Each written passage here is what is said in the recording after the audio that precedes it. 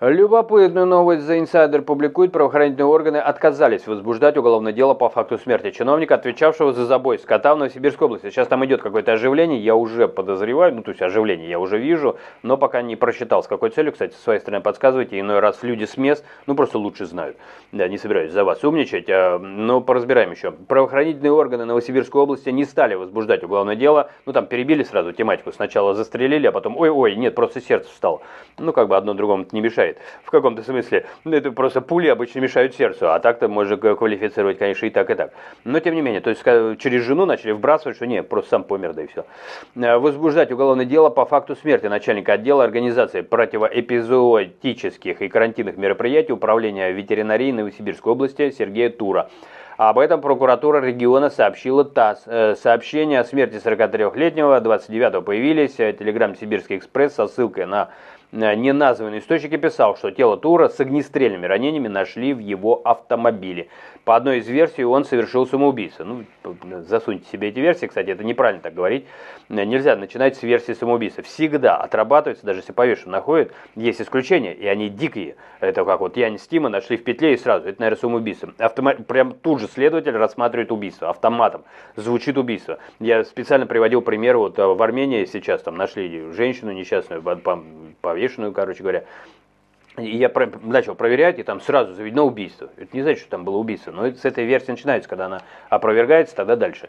А здесь вот как нужно, не нужно. Это такие маркеры. Они сразу показывают, что какое-то дело либо политизировано, либо заминают, либо коррупционное. Когда идет нестандартно, потому что в России тоже так должно быть. И вот когда дело Янь Стима было, не стали нам сразу много говорить про то, что убийство, а должны были с этого начать.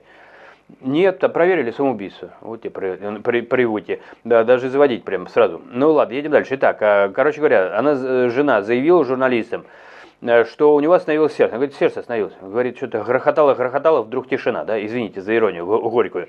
Она выяснила, что там остановилось. Откуда ты знаешь, его медик, что ли? Или она ему открыла, посмотрела, там, и в этот момент остановилась, да? Может, он ей изменял, она решила, сердце-то у тебя есть? Нет, взяла, глянула, а там оно остановилось. Они задолго дают, я просто еще раз, глупо звучит, что значит, как это, Елена заявила, что у него сердце остановилось. Кто-то так, ты врач, что ли? И если ты ссылаешься на вскрытие, тогда так и говори. А то заявил журналистам, что 28 апреля остановилось сердце, и незадолго до этого он ушел на больничный.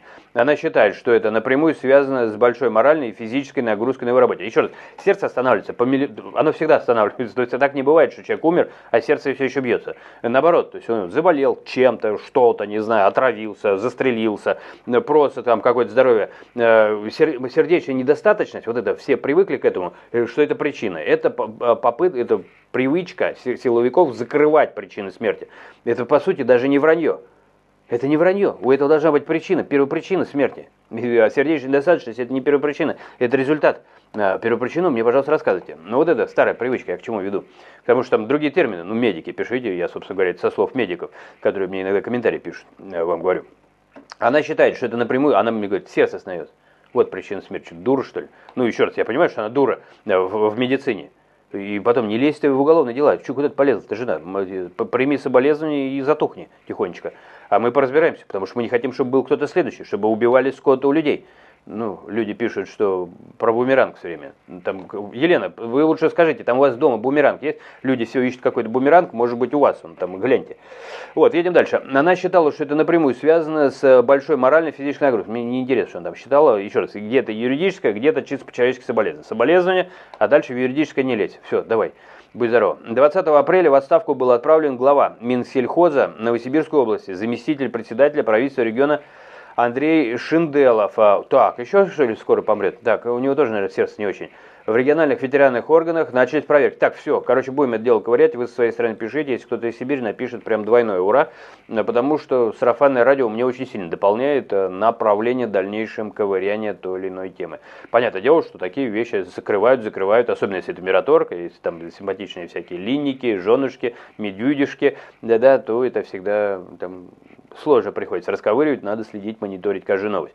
Чем и занимаюсь, друзья мои. Так что берегите себя, будьте осторожны. Мои слова поддержки, конечно же, глубочайшее сострадание, соболезнования, вот отталкиваясь от этой статьи, естественно, этой прекрасной несчастной женщине, у которой убили всех коров, когда она отошла от дома, и всем остальным слова поддержки сибирякам, у которых лишают хозяйства, убивают у них коров. Они смотрят, наверное, газеты и вспоминают приморских партизан. Или что вы там вспоминаете? Пишите, что вспоминаете, не стесняйтесь. Увидимся.